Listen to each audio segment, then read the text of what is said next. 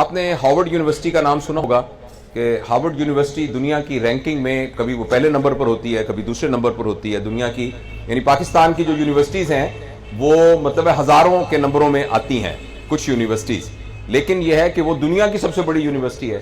اس university میں ایک study ہوئی جس کو ہم کہتے ہیں طول العمر، یا جسے کہنا چاہیے لانگیٹیوڈنل ایک سٹڈی ہوئی، یعنی ایک تحقیق ہوئی جو کہ ابھی بھی جاری ہے، اور 76 سال ہو گئے ہیں کچھ عرصہ پہلے تک اس کی پوری تحقیق میں، جس میں وہ لوگ جو تحقیق کر رہے تھے وہ دنیا سے چلے گئے، پھر اور لوگوں نے اس ریسرچ کو آگے سے اس کو سنبھال لیا۔ اس میں صرف یہ دیکھا گیا کہ جو ہائی اچیور تھے، یعنی اس یونیورسٹی کے وہ لوگ تھے جو ٹاپ کرتے تھے، یعنی ہر سیشن کے 10 ٹاپ، وہ بہت بڑی یونیورسٹی ہے، ان سب کو انہوں نے آئندہ کی زندگی میں ٹریس کیا کہ زندگی میں آگے جا کے انہوں نے کیا کیا۔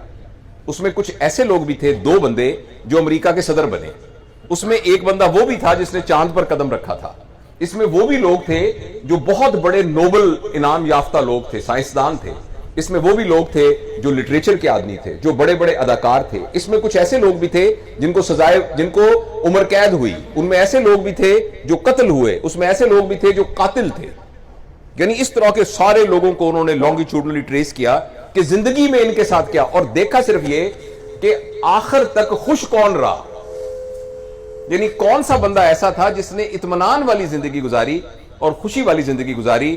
آپ حیران ہوں گے، اس میں بالکل یہ سٹڈی کا یہ نتیجہ نہیں نکلا کہ جو امریکہ کا صدر بنا وہ خوش رہا، اس میں یہ نتیجہ بالکل نہیں نکلا کہ جس کے پرائیویٹ جیٹ جہاز تھے وہ خوش رہا، اس کا یہ بالکل نتیجہ نہیں نکلا کہ جو بہت بڑا سائنسدان، بہت بڑا عالم تھا وہ خوش رہا۔ ایک بات کامن رہی، جن لوگوں نے اپنے رشتے نبھائے وہ خوش رہے، جو اپنے رشتوں کو بچا سکے، اور اس کا ایک کرائیٹیریا انہوں نے یہ دیکھا کہ ہر شخص سے کی رائے اس کے سپاؤس، یعنی اگر وہ خاتون تھی تو اس کے خامد، اور اگر خامد تھا تو اس کی بیوی کے بارے میں اس کی رائے پوچھی۔ جس بندے کی کہ سپاؤس کی رائے اس کے بارے میں بالکل ٹھیک تھی، اس میں 95% چانس یہ تھا کہ اس نے اپنی زندگی خوش گزاری ہے۔ ہم میں سے بہت سے لوگ ایسے ہوتے ہیں کہ جن کی بڑی رائے ہوتی ہے کہ یہ بہت بڑا کمیونیکیٹر ہے، یہ بہت بڑا دکاندار ہے، بہت بڑا یعنی بزنس مین ہے، بہت بڑا لائر ہے، بہت بڑا ڈاکٹر ہے، لیکن اس کی بیوی سے پوچھیں کہ یہ کیسا انسان ہے، اس کے بچوں سے پوچھیں کہ یہ کیسا انسان ہے، تو فوراً کلئی کھل جائے گی کہ کیا ہے۔ تو اس اسٹڈی کے اندر انہوں نے کہا کہ جس شخص کی اس کی بیوی یا اس کے خامد اور اس کے بچے اور اس کے بہن بھائیوں کی طرف سے رائے اچھی تھی، اس بندے کا خوش ہونے اور کامیاب ہونے کے چانسز سب سے زیادہ تھے۔ تو اس لیے رشتوں کو نبھانا کہ جو لوگ اپنے رشتوں کو نبھا سکتے ہیں وہی لوگ ہیں جو کامیاب ہیں۔ اور دیکھیے معاشرے میں بھی جب تک رشتے نبھانے والے لوگ موجود ہوتے ہیں نا، رشتے نبھانے والے لوگ، اس وقت تک معاشرے کے اندر وہ گلو موجود ہوتی ہے، وہ گوند۔ دیکھیے میری عزت، جان مال مجھے بہت عزیز ہے، آپ کی عزت، آپ کی جان مال بھی مجھے تقریباً اتنی ہی عزیز ہو جتنی میری اپنی عزیز ہے۔ اس کے لیے میرے اور آپ کے درمیان میں ایک گوند، ایک گلو کا ہونا ضروری ہے۔ اس گلو اور گوند کا نام رشتہ ہے۔ اگر ہمارے رشتے آپس میں مضبوط ہوں گے تو میں آپ کی عزت جان مال کا محافظ ہوں گا اور آپ میری عزت جان مال کی محافظ ہوں گے۔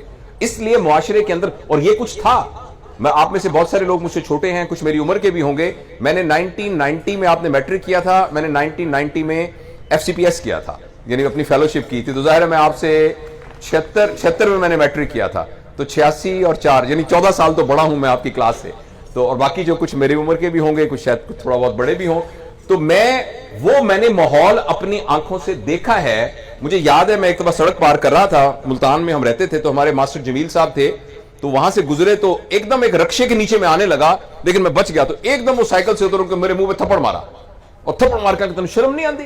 ماں پیو تو کلا پتر ہے، تو سڑک دے وچ کیویں بھجا پھردا ہے، ہن تیری لت ٹوٹ جاندی، پھر کی ہویا، پھر کی ہوندا؟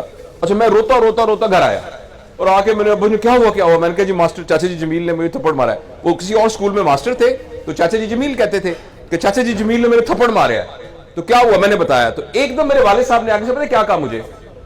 جنرلی باپ کو کیا کہنا چاہیے کہ میرے بیٹے کو تھپڑ کیوں مارا ہے؟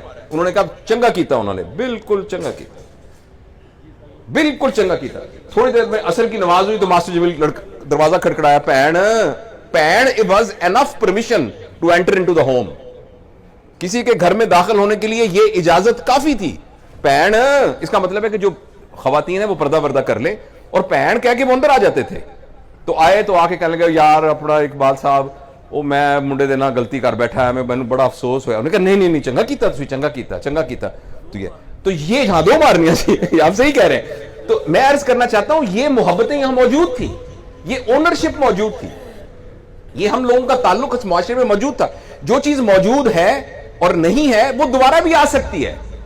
میں آپ کو یقین دلاؤں کہ وہ دوبارہ بھی آ سکتی ہے. میں اور آپ اگر فیصلہ کریں, ہم دوبارہ اپنے اندر وہ رشتوں کو قائم کر سکتے ہیں, ان محبتوں کو قائم کر سکتے ہیں, اس اونرشپ کو قائم کر سکتے ہیں, اس اخلاقیات کو قائم کر سکتے ہیں جو کہ معاشرے کو بچاتی ہیں. تو انشاءاللہ العزیز اس طرح کی تقاریب ہوں گی, اس طریقے سے محبتیں ایک دوسرے کے ساتھ شیئر کریں گے تو انشاءاللہ وہ جو معاشرہ ہے وہ دوبارہ بن جائے گا. اور میں اس نتیجے پر پہنچا ہوں کہ حکومت کچھ کرتی ہے یا نہیں کرتی ہے, اور جو ہمارے مقتدر لوگ ہیں کچھ کرتے ہیں کہ نہیں کرتے ہیں. میری اور آپ کی بھی ایک حکومت ہے, میرا اور آپ کا ایک دائرہ اثر ہے, میرے اور آپ کا ایک زون آف انفلوئنس ہے. اگر آپ ایک دفتر کے ہیڈ ہیں تو اس دفتر میں کام کرنے والے سارے لوگ آپ کے زون آف انفلوئنس میں ہیں.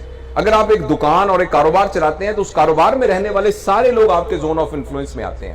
ہمارا جو گھر کے, میری بیوی بچے, میرے پوتے پوتیاں, وہ میرے زون آف انفلوئنس میں آتے ہیں. اور کوئی نہیں آتا تو میں خود اکیلا تو اپنے زون آف انفلوئنس میں آتا ہوں. میں پوری دنیا میں کسی اور پر اپنا اثر نہیں دکھا سکتا, میں اپنے آپ کو تو چینج کر سکتا ہوں. ہم میں سے ہر شخص جو پورے معاشرے کو دیکھنا چاہتا ہے وہ خود بن جائے. ہم جو روتے ہیں کہ پاکستان میں لوگ ٹھیک نہیں, جو پاکستانیوں کو آپ بنانا چاہتے ہیں وہ میں بن جاؤں. میں کسی ایکسٹرنل انفلوئنس سے متاثر ہو کر اپنے رویے کا فیصلہ نہ کروں. میں اپنے کریکٹر کا فیصلہ اپنی انہیرنٹ, اپنی ایبلٹی کی بنیاد کے اوپر کروں. میں اس لیے نہ بولوں کہ معاشرے میں سچ چل رہا ہے یا جھوٹ چل رہا ہے, میں اس لیے بولوں سچ کہ میں نے سچ بولنا ہے, میں نے ایمانداری کرنی ہے, میں نے کسی کا حق نہیں مارنا. اس لیے نہیں کہ معاشرے میں کیا چل رہا ہے, اس لیے کہ یہ صحیح ہے. تو انشاءاللہ العزیز مجھے تو اللہ کی ذات سے, لوگ کہتے ہیں بڑی مایوسی ہو گئی, معاشرہ بڑا خراب ہو گیا, مجھے تو اللہ کی ذات سے بہت امید ہے کہ انشاءاللہ العزیز میں اور آپ اگر فیصلہ کر لیں گے کہ ہم نے اس دنیا میں جانے سے پہلے اس طرح کا انسان بن کے جانا ہے جو اللہ تعالی ہم سے توقع رکھتے ہیں, اور اس طرح کا انسان بننے جاتا ہوں جس طرح کا انسان بنانے کے لیے نبی کریم صلی اللہ علیہ وسلم دنیا میں تشریف لے کے آئے تھے. تو اب میں اور آپ فیصلہ کر لیں. دیکھیں نا, ایک دکان ہے, اس دکان کا نام ہے برف کی دکان, اس میں جو بندہ بیٹھا ہے اس کا نام ہے برف والا. آپ اس کی دکان پہ جائیں گے, وہ آپ کو کیا دے گا؟ برف دے گا. اس کا تو نام ہی برف والا ہے. تو اللہ کا نام ہے ہادی, ہدایت دینے والا. یہ کیسے ہو سکتا ہے کہ میں اور آپ فیصلہ کریں کہ ہم نے ہدایت حاصل کرنی, اللہ کہے میں آپ کو ہدایت نہیں دیتا. رکاوٹ اللہ کی طرف سے نہیں ہے, رکاوٹ ہمارے اپنی طرف سے ہے. ہم نے مانگا نہیں ہے ابھی تک. اپنے آپ کو تبدیل کرنا, اپنے آپ کو بدلنا, اپنے آپ کو صحیح راستے پہ لے کے آنا, ایک تربیت یافتہ انسان بنانے کی کوشش کرنا, ہم نے ابھی صحیح طریقے سے پہلا قدم نہیں اٹھایا. تو انشاءاللہ ہم اٹھائیں گے تو اللہ تعالیٰ تو ہادی ہے, ہدایت دینے والا ہے. تو بہت بہت شکریہ, آپ نے میری بات کو محبت سے سنا, بہت پیار سے سنا.